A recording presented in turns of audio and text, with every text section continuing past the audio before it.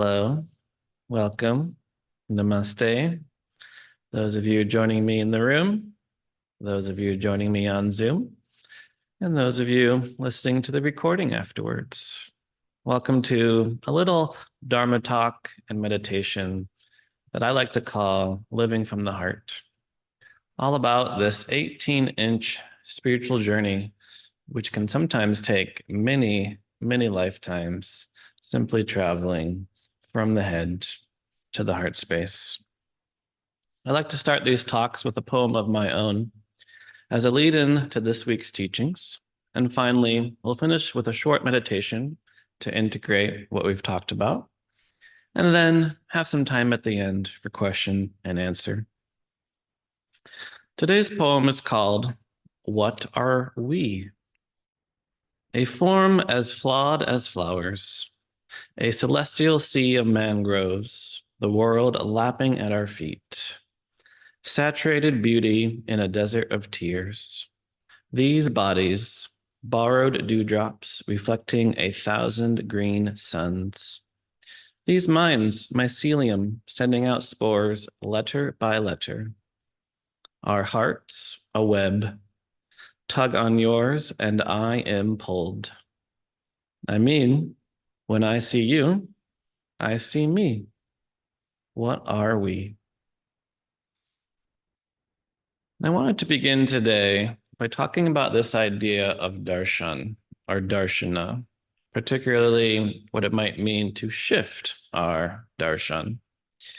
So even in this little gathering we have here, there's often different ways to define what it means to sit in circle or sit in an audience and have a certain spiritual talk or spiritual discussion.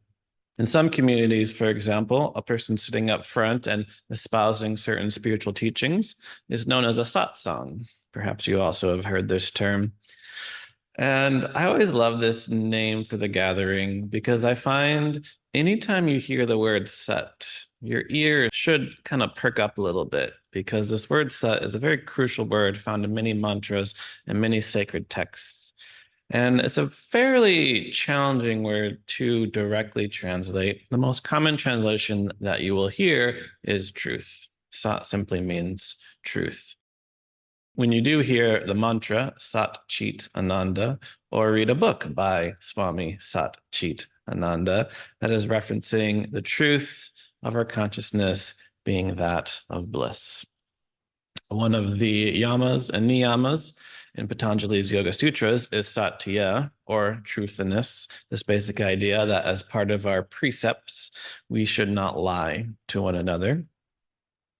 And also in yoga, we talk about the three gunas, tamas, rajas, and sattva. And sattva is the quality that we are trying to cultivate. And tamas generally means darkness or heaviness or inertia or matter. And rajas tends to be activity and energy and movement. But sattva is light and spaciousness. So we even eat sattvic foods. Tamas foods are like really heavy, like meat and alcohol. But sattvic foods are those fresh foods that don't make us feel heavy afterwards and instead make us feel light, like fresh fruit and vegetables. So even the satsang is when we talk about the truth in community. So that's where the sang comes from. It's short for sangha, which not only means community, but your sangha isn't just your golf club or your bridge club. It's a community of like-minded spiritual practitioners. So it's people that support you on this path. So a satsang is a gathering of your sangha, speaking of truth. And another way to think of a gathering of people speaking about truth is what's known as a darshan. And you might have also heard this term. Before I go into what darshan means, I'll just mention I tend to avoid both of these terms, mainly because I'm not a guru. I'm just a teacher. I'm just a practitioner. Wisdom has been shared with me, and I am here to share it with whoever may listen. I simply think of myself as a conduit for the teachings that I am here to pass along. Words like darshan, words like satsang, they tend to be a little bit more formalized. You can't just decide to lead your own darshan, for example. Dharma talk tends to be a little bit more of a free term to use. And even this word dharma can also be really deeply unpacked. I think I'll probably spend a whole talk talking about dharma. For now, I'll have you think about three main translations of this word dharma. One is teaching. So we're here to learn the dharma. Another is purpose. So you might have heard someone tell you, you have to follow your dharma or discover your specific dharma. And another one is the natural way and order of things. There is a natural order and harmony to the universe, and our task is to align ourselves with this dharma within which we can become wise. But today we're talking about our darshan. And most Western scholars translate this word darshan or darshana to mean philosophical school. And when you get into the text, you learn about the ancient darshans of Indian classical philosophy. So in general, there's six Shad darshans. These are considered to be the orthodox schools that consider the Vedas to be an authority. And then we have the non-Orthodox schools. And some of these you might have heard of, like the school of Buddha and the school of Vedanta. These are also considered darshanas. And some of the classical darshans you perhaps might not have heard of, like the Mimamsa school, the Charvak schools. The Jain school is another one, which is a little bit more popular than some of the other ones.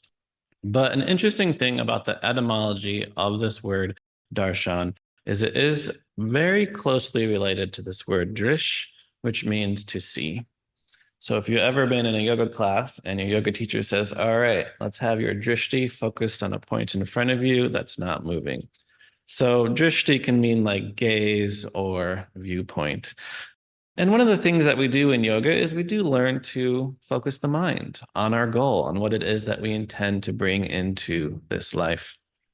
So another way to translate this word darshan, other than philosophical school, is way of seeing or worldview, which is to say that we all have a certain worldview.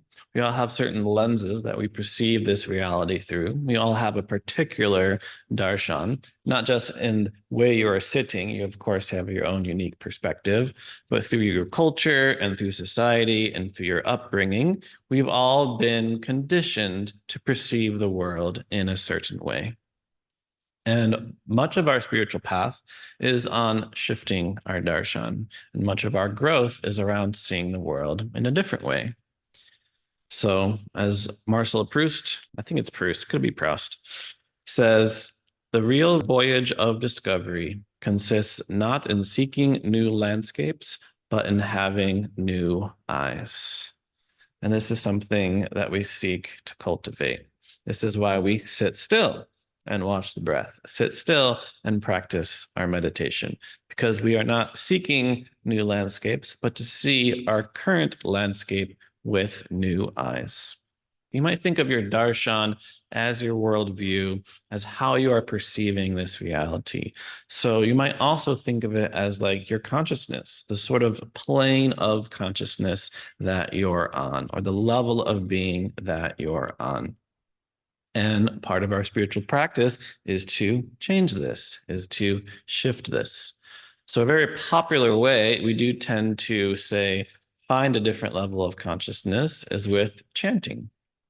So when you do get into the sacred texts, particularly of yoga, like the Bhagavad Gita and the Upanishads and the Vedas, you'll find very often these entire scriptures are chanted.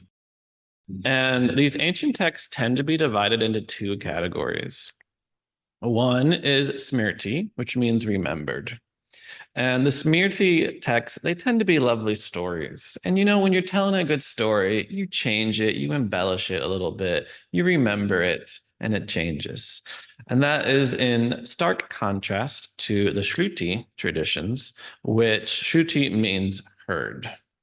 And the basic idea is that thousands of years ago, some say 4, 5, 7,000 years ago, the great rishis, the great sages, were sitting in the Himalayas in caves and they were meditating. And they altered their consciousness in such a way that they didn't come up with the Vedas. They simply heard them.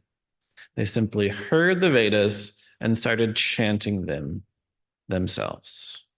So the basic idea being that because the great rishis, because the great sages heard the Vedas in an altered state of consciousness, if we too chant those same Vedas in the highly specific way that the great rishis did, we'll also transform our own consciousness in the same way that they did.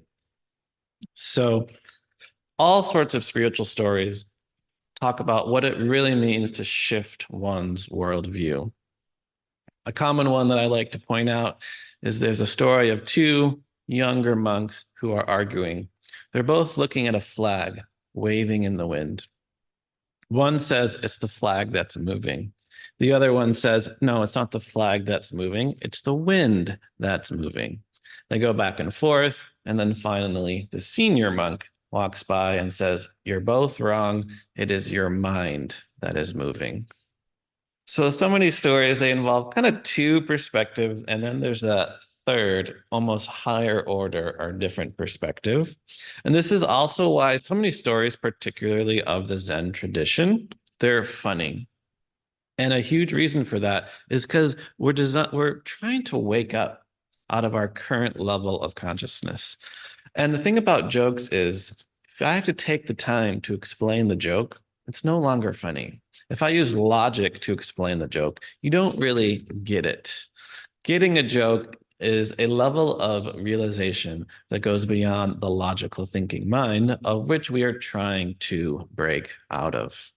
So this is part of our path, is shifting our darshan, shifting our worldview. So a common example that I use is if you look outside and you look out the window and you see a tree, what is it that you see? And what I mean by that is you might see this world through a bit of a scientific darshan, maybe perhaps like a materialistic darshan that sees in general an organism or a species undergoing photosynthesis in order to propagate itself. This is one perspective, and this is one darshan. But what would it look like to take a more shamanistic or animistic or deep ecological perspective that sees this as a beautiful manifestation of spirit and a beautiful manifestation of tree spirit? Now, you could also take a more Buddhist darshan that recognizes that in form, there is emptiness, and in emptiness, there is form. So although we identify with forms, that tree is fundamentally empty of any inherent treeness. And within the form, there is emptiness. And within the emptiness, there is form. So there are, of course, different ways to perceive this reality that you're in. And this is our darshan. And this is what much of our spiritual practice is meant to change and meant to transform. So there's a poem I love. It's called Monet, referring to the painter. Monet refuses the operation. And this is by Lisa Miller. And it goes, Doctor, you say that there are no halos around the streetlights in Paris, and what I see is an aberration caused by old age and affliction. I tell you, it has taken me all my life to arrive at the vision of gas lamps as angels, to soften and blur and finally banish the edges you regret I don't see, to learn that the line I call the horizon does not exist, and sky and water, so long apart, are the same state of being. 54 years before I could see the great cathedral is built on parallel shafts of sun, and now you want to restore my youthful errors, fixed notions of top and bottom, the illusion of three-dimensional space, wisteria separate from the bridge that it covers. What can I say to convince you the Houses of Parliament dissolve night after night to become the fluid dream of the Thames? I will not return to a universe of objects that don't know each other, as if islands were not the lost children of one great continent.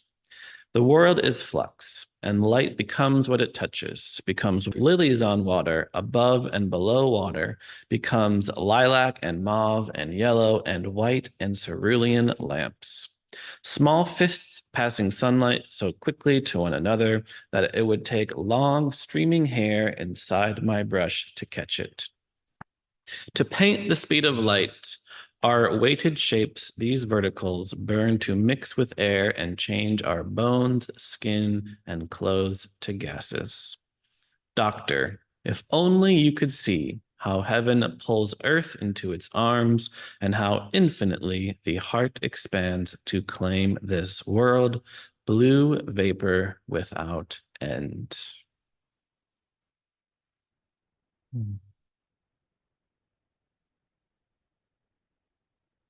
It has taken me all my life to arrive at the vision of gas lamps as angels.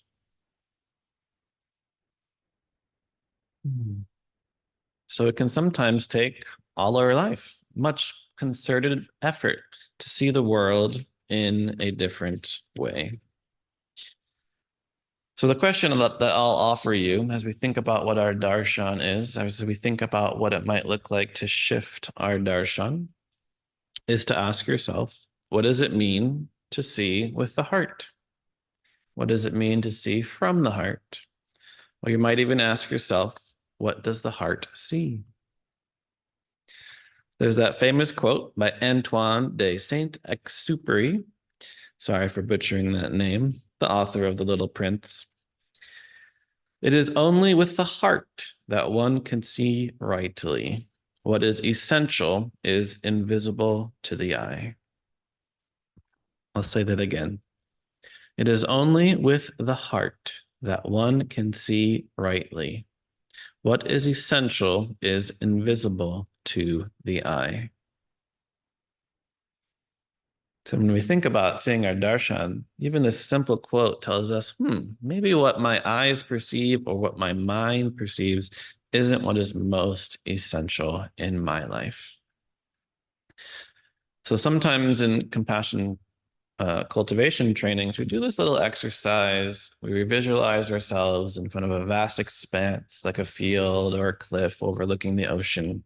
We ask the simple question, in my heart of hearts, what am I looking for in my life? And when we do this exercise, it's amazing the answers that come up when we quiet the mind and ask the heart what it's truly seeking in life. We get answers like love, peace, kindness, compassion, acceptance, forgiveness, ease, connection, all values, all intentions that we can set before we begin any practice. What's interesting to me is that nobody says, after quieting the mind and tuning into the heart and asking the heart what it wants, no one says the newest phone or a big house or a Ferrari or any of those sort of materialistic things, because of course we know that what is essential, like love, compassion, kindness, forgiveness, is invisible to the eye. So another common kind of spiritual story that you hear is one that has many different variations, but it generally involves a cop, a policeman at night walking down the street. And off in the distance, right underneath the street lamp, he sees a man crawling on all fours. So he goes over to him and asks him what he's doing. And he says, I'm looking for my keys. I can't find my keys. I've been looking all over and I still can't find them. So the cop, being the nice guy that he is, he gets on his hands and knees and begins to help him. So they're both underneath this street lamp. It's nighttime. They're on their hands and knees. Finally, the cop says, let's try a different method. Like, where did you last see your keys? And then he says, well, at the bar, but it's closed now. And then the cop's like, well, then why are you looking here? And the man says, because this is where the light is. So another humorous story. And one of the lessons that we can take from this, of which there are many, that's what I love most about stories, is we tend to look for happiness, satisfaction, and pleasure where it's easy, where the light is, rather than what is invisible to the eye. And don't blame yourself. because this is natural. We live in a society that thrives on dissatisfaction. We live in a society where every day we are pummeled with all sorts of images and information about what happiness is going to be. It's going to be this, it's going to be that, it's going to be this. So it's fairly easy to just click on that ad when you're scrolling through whatever app it is on your phone to think like, oh, maybe this is what will make me happy. So it's perfectly natural to have this understanding, to sort of be in this level or plane of consciousness or awareness.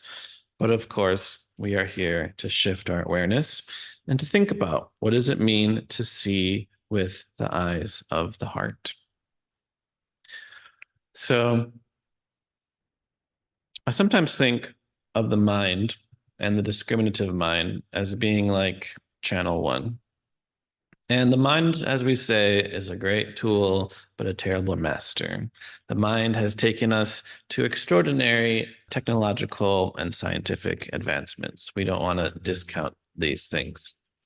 That being said, the mind is always and will be inherently dual in its thinking. It will inherently divide up this world into discrete concepts in order to understand it. So light implies dark, up implies down, south implies north, birth implies death. This is how the mind grasps this world. And I think of this as sort of like the first channel. And we're here to change the channel. We're here to change the darshan. And the discriminative mind, it's very good at picking out differences between people. You can look at a crowd of people and you can think, oh, tall person, short person, big person, small person, long hair, short hair, big nose, small nose, good teeth, bad teeth. It's very good at this. The mind is amazing at finding difference and separation in the world. So what might it look like to change the channel? To change the channel number two, to change to the channel of the heart.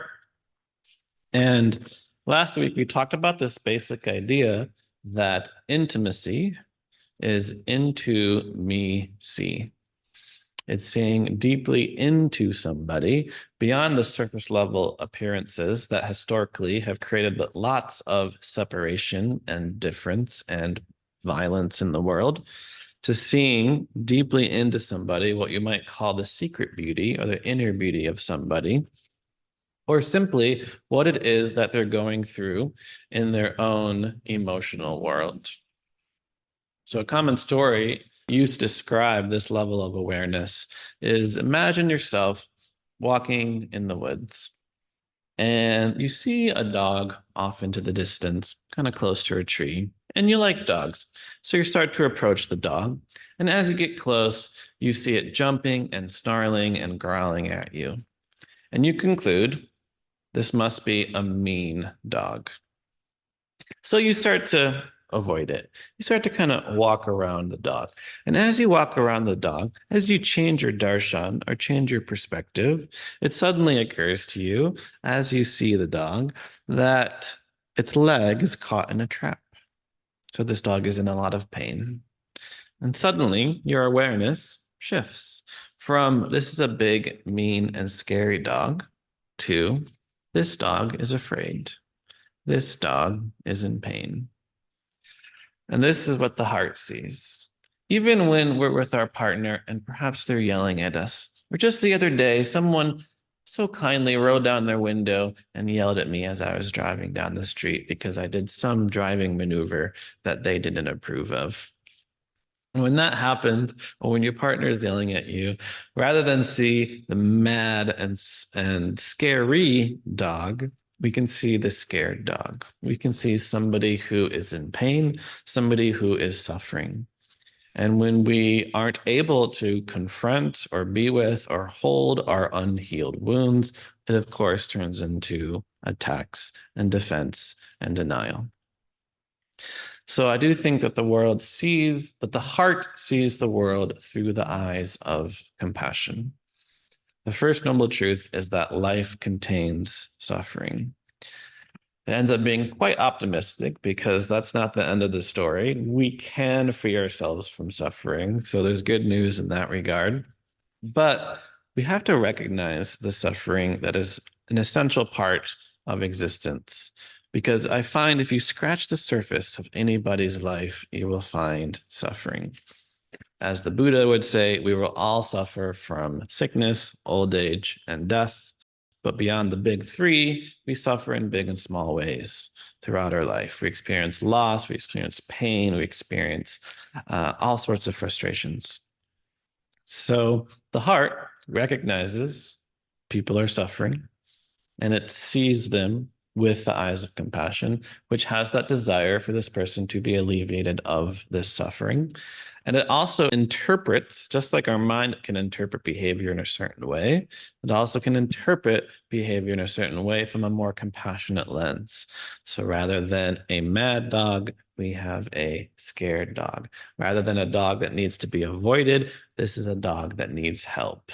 When you do see a very angry person, it's easy to have a sense of resistance or even to reflect back the same anger. But what would it look like to see this person as needing help, to see this person as wounded? There's a comic and it shows two women. They're inside their house, they're looking outside their window, and they see a big giant insect. It's kind of one of those Far Side comics. One woman is saying to the other, I know it's a giant, hideous insect, but maybe it's a giant, hideous insect that needs help. Even giant, hideous insects need help. So I do think of this as channel 2. And just as long as we're talking about darshans, we can maybe think about what channel 3 might look like. If channel 1 is the mind, channel 2 is the heart, what is channel 3? And if the heart sees the suffering, the pain that people are experiencing, I think the third channel is seeing the light. So as Rumi put it, the lamps are different, but the light is the same. One matter, one energy, one light mind, endlessly emanating all things. One turning and burning diamond. One, one, one. Ground yourself. Strip yourself down to blind, loving silence. Stay there until you see you are gazing at the light with its own ageless eyes. One love, one light, one God, one. The lamps are different, but the light is the same. So it's the mind that sees separate lamps in these separate bodies. But it's the heart that goes deeper into me see until finally we see into the fundamental for somebody, which of course is just like us. The same light, just in different lamps. So I think it's important to recognize that the heart is open. It's the mind that is narrow. So one of the fundamental lessons we can take from this idea of darshan is that we don't see the world as it is. We see the world as we are. As the saying goes, when a pickpocket sees a saint, they only see the saint's pockets. So what we see in the world is a reflection of ourselves and our own mental states. So if you're looking for problems, you'll find them. If you're looking for reasons to be happy, you'll find them too. So although the Buddhists say that life does contain suffering, they also say that all the conditions for happiness are already right here.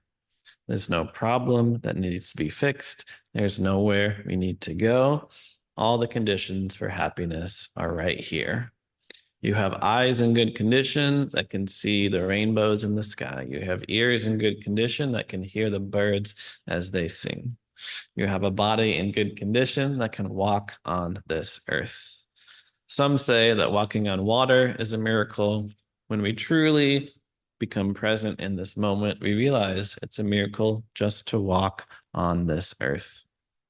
So that's the challenge, is being able to shift our darshan to see this way, particularly because once we recognize our current darshan and how we don't see the world as it is, we see the world as we are. we also have to recognize that we similarly behave in a way that confirms the way that we experience the world. So, for example, there's another story of a traveler who comes to the edge of a town. And at the edge of this town, there's an old woman sitting on a park bench. And the traveler asks, "Tell me, what are the people in this town like? I'm debating whether or not I should visit." And the woman on the park bench says, "Well, what were the people like in the town that you just came from?" And the person said, "Oh, they were a miserable lot. Their intelligence was questionable, and the women were ugly, and I didn't find them to be hospitable whatsoever." So the woman says, "Well, then you'll probably find that here." And the traveler says, "Oh, thank you very much." Goes along his merry way. And as the story goes, another traveler comes, and traveler's like, "So, how are the people here in this town?" And the woman asks, "Well, how were the people in the town that you just came from?" And he said, "Oh, they were a lovely bunch, amazing, kind, very hospitable. They welcomed me with open arms, a little rough around the edges, but it's normal to be aversive to a stranger. But once you warm up to them, they warmed up to you." And of course, the woman said, "Ah, yes, well, you'll find that here." So not only do we see the world as we are, but then of course we act in accordance with what we see. So if we think the world is, say, a dangerous place full of dangerous people, we're going to act and respond to people in a certain way that might make our belief essentially a self-fulfilling prophecy. If we see with the heart and we see the good in people, then we'll also bring out that same good.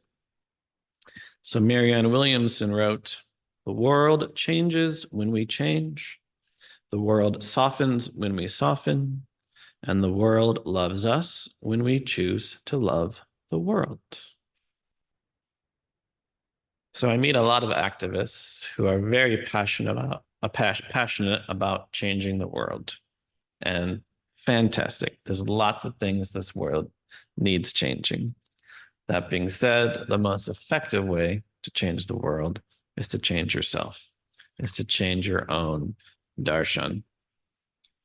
So when I think about even how big the heart can get, I do think that we can make this whole world our home. There's a famous story of a very enlightened being who lived on top of a mountain, and some of the younger monks wanted to make the pilgrimage up there. So it took many days and sleeping in cold weather. And finally, the disciples, they come up to this being's hut and they walk into the hut, and there this guy is fully naked in the lotus position. So these celibate monks, they avert their eyes and they say, "Oh my gosh, what are you doing? Why do you not have any clothes? Where are your pants?" And this enlightened being looks up and turns to the monks and says, "What are you talking about? This entire world is my hut, and this hut is my pants. So what are you doing in my pants?" So what would it look like to see this whole world as our home? And, living in Oakland, I spend a lot of time on my street corner cleaning up trash, a lot of which people have casually thrown out the window. And I often picture them at home, and I'm like, when they're in bed, are they just like tossing their Chick-fil-A wrappers onto the floor? It's possible that they are, but my guess is that they're not. And there's this basic idea that we have that we can throw things away. And we kind of mean away from me, away from my limited sense of self and home and world. But when we, of course, see this whole world as our home, or even this whole world as our body, we can see polluting this world is polluting ourselves. Polluting the rivers is like polluting our own blood. So I find that the mind is quite logical, but it's the heart that is often paradoxical. And even Jung is famous for saying that if it's not paradoxical, it's not true. This is another way of shifting our darshan, is seeing potentially two contradictory truths as true. So Shunryu Suzuki was famous for saying, Good news, everyone. You're perfect just the way you are. And so students would be like, all right, I'm perfect just the way I am. And then he would follow it up by saying, and there's room for improvement. And I think this is the paradox of the heart. It says you're perfect just the way you are. You are validated and accepted and loved just for who you are. And it sees the best in you. It sees the tree in the seed. It sees your potential. And it also offers room for improvement. So, time and time again, we see just how big the heart can be. So, Swami Prabhavananda wrote, "The little space within the heart is as great as the vast universe. The heavens and the earth are there, and the sun and the moon and the stars. Fire and lightning and winds are there, and all that now is, and all that is not." I'll do another quote. Haruki Murakami wrote, "Your heart is like a great river after a long spell of rain, spilling over its banks. All signposts that once stood on the ground are gone, inundated and carried away by that rush of water. And still, the rain beats down on the surface of the river. Every time you see a flood like that on the news, you tell yourself, that's it. That's my heart."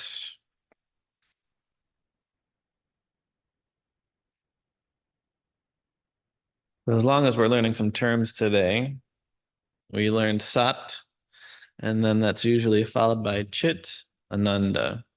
So we can also think about what chit means, which is usually activity of the mind. So in Patanjali's Yoga Sutras, when he says yoga is the calming of the mind, he says yoga chitta vritti nirodha. Yoga is the mental turbulence finally ceasing and becoming calm. And when we talk about the Buddha is not a name, it is a title. Buddha just means awakened one. And we all have Buddha nature. We all have the capacity to awaken within all of us. So you might have heard of the quality known as bodhicitta. This is another quality that we are seeking to cultivate in our practice. And bodhicitta is what you might call vast universal altruism. It is an awakened, boundless heart that encompasses the whole world. It's open to the ups and downs, the 8 worldly winds, you could say, the 10,000 joys and the 10,000 sorrows. So Pema Chodron says that just as alchemy changes any metal to gold, bodhicitta transforms any experience into a vehicle for awakening our compassion.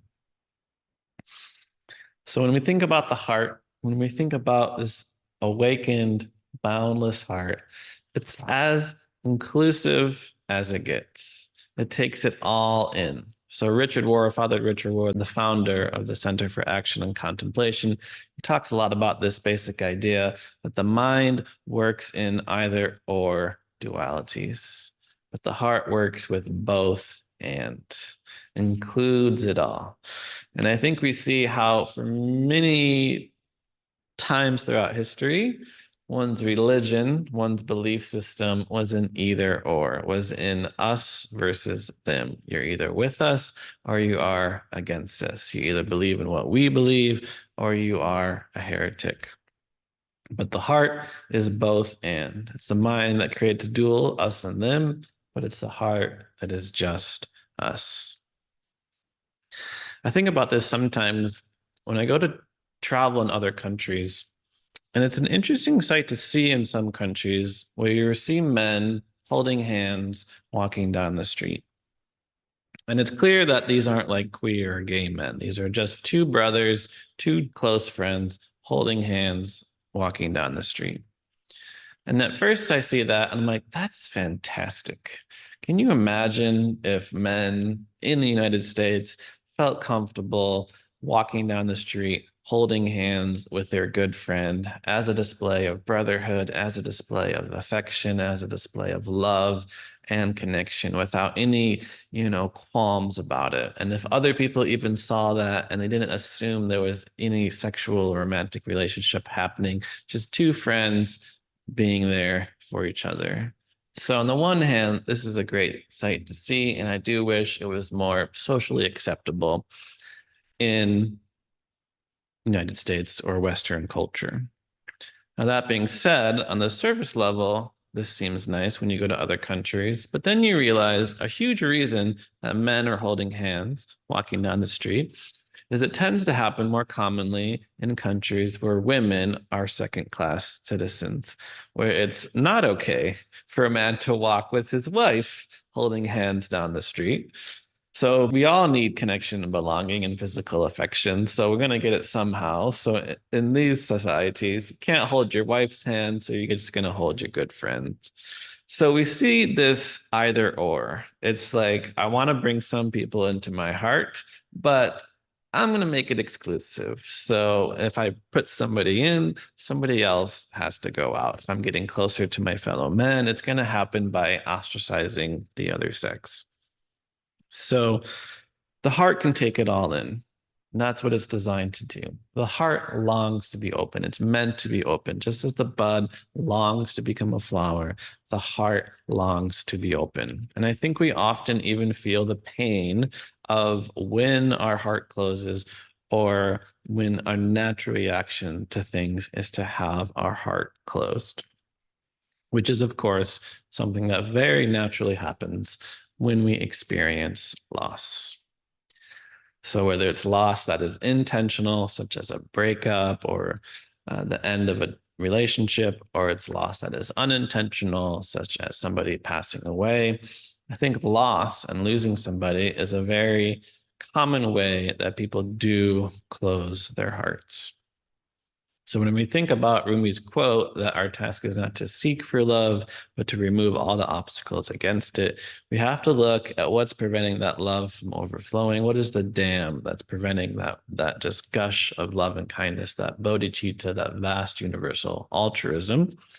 And it tends to be a resistance to what you might say is just change, a resistance to acknowledging that everything in this life is impermanent, that nothing is going to last, neither you, nor the person you care deeply about, nor your pet, nor your experience of these things. So this is another lesson of our darshan. This is another thing that we can recognize when we do shift our darshan. Rather than seeing this world as a amalgam of discrete, separate, permanent objects, we shift our darshan to see it as constant shifting and changing all the time. Even when we look at the tree, we're like, that tree is not static in any way. It is growing rapidly, at least in a greater time scale than those of us who are human. So one of the most profound insights that we can gain, one of the most profound darshans that we can have is just this fundamental recognition that nothing lasts. So our task is to let go. As the saying goes, if you hold on, you'll get rope burn. We have to recognize that we're all passing through. You might think of this as impermanence. You might think of this as anicca. There's an old story about a famous rabbi living in Europe who was visited by a man who had traveled by ship from New York to see him. The man came to the great rabbi's dwelling, a large house on a street in a European city, and was directed to the rabbi's room, which was in the attic. He entered to find the master living room in a room with a bed, a chair, and a few books. This man had expected so much more from this famous rabbi, so after greetings, he asked, "Rabbi, where are your things?"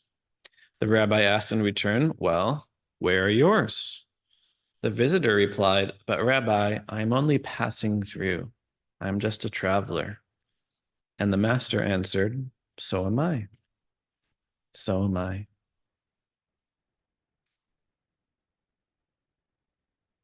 So the next time you're having an argument with somebody, it could be your partner. I recommend to picture both of you 100 years from now. And suddenly you recognize that that petty little argument that you're having right now is really not nearly as important as the connection between the two of you. So in couples counseling, we say, do you want to be right or do you want to be connected? Do you want to be correct or do you want to be connected? And I'll have you imagine another situation. Imagine you're sitting at home and you're thinking of all the things you have to do that day. You got to make a doctor's appointment. You got to go to the grocery store. You got to water the plants. You got to make the food. You got to do this, this, this, this, this, and this.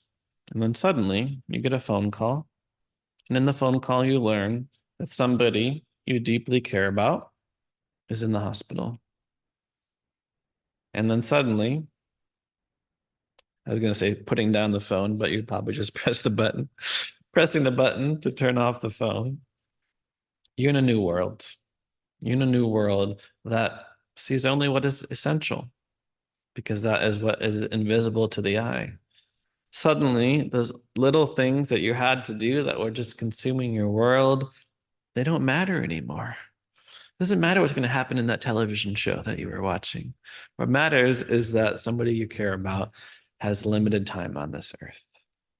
So this is what it means. This is what it means to see through the heart, to recognize that the only time we have is now.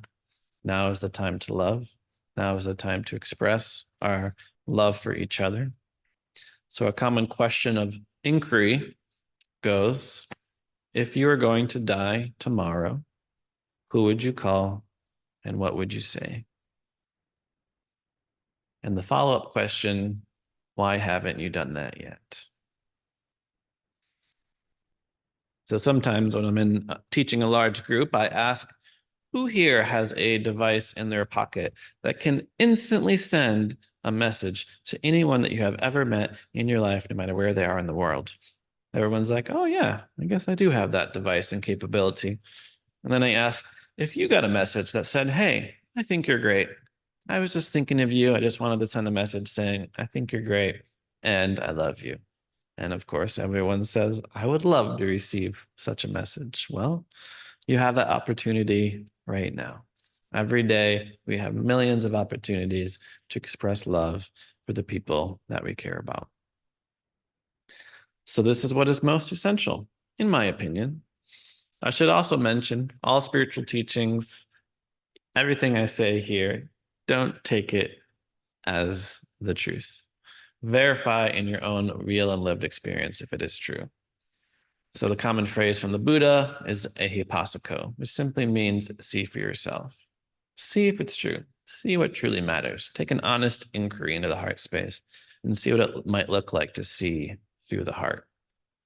Chogyam Trungpa uses the metaphor of like metal, metal. Essentially, all spiritual teachings are like being handed raw metal, like iron or gold. And it's up to you to hammer and warm and shape the metal, and only then can you wear it as a necklace that then fits you. So all of this is simply an offering, simply an inquiry. So I'll finish with another poem by Matt Licata. It's called From a Healing Space.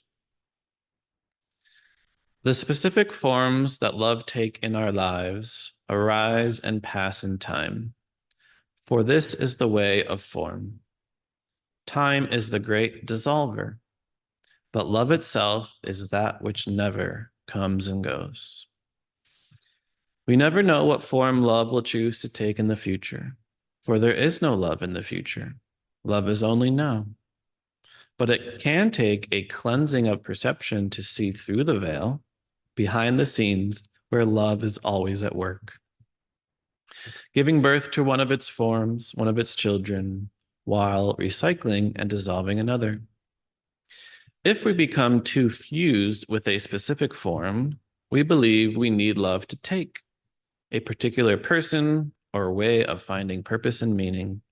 Our heart will inevitably break when love obliterates that form for something new, which it always will. This shattering is the great gift of form, evidence not of error and mistake, but of wholeness and profound compassion. This dissolution and reorganization is a special kind of grace that the conventional mind struggles to know. But the heart knows, the body knows. Come to a straight spine. Relax the shoulders, rest the hands. And take that 18-inch journey down into your ribs, into the heart space.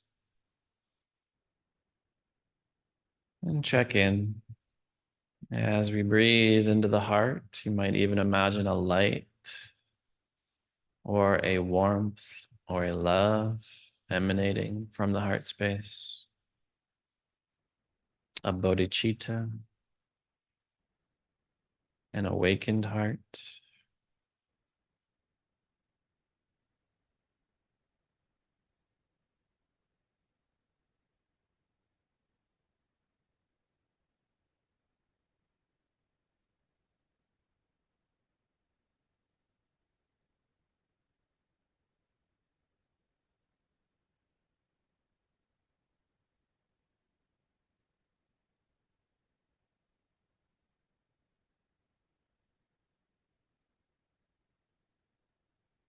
As we cultivate bodhicitta, we cultivate a love and compassion for all beings everywhere. And we can start at the most important being, ourselves. Offering yourself kindness and blessings. You might resonate with the standard metta mantras. May I be happy. May I be free. May I touch great and natural peace. May my heart and mind awaken. May I accept myself just as I am. May I be free from all suffering.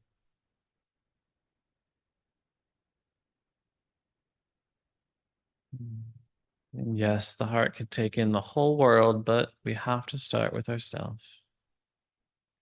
So taking a few moments, encompassing your entire being, warts and all, perfections and imperfections,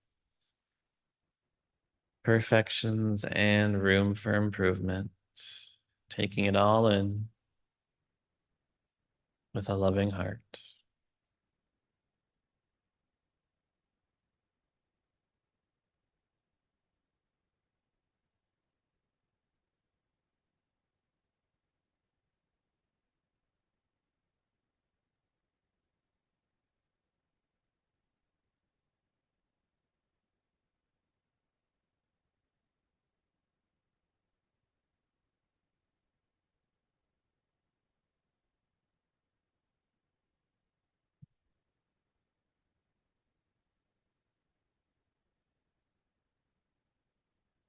Loka samasta sukhino bhavantu.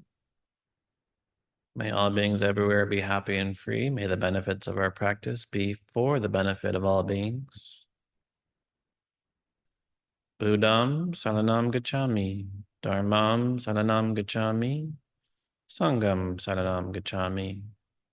I take refuge in the Buddha, the awakened nature inside all of us, the diamond heart, the light that is the same inside all of our different lamps. I take refuge in the Dharma, in these teachings that have been passed along for generation after generation. And I take refuge in the Sangha, this community. None of us can do this alone. Thank you for sharing your practice and presence with me today. Namaste.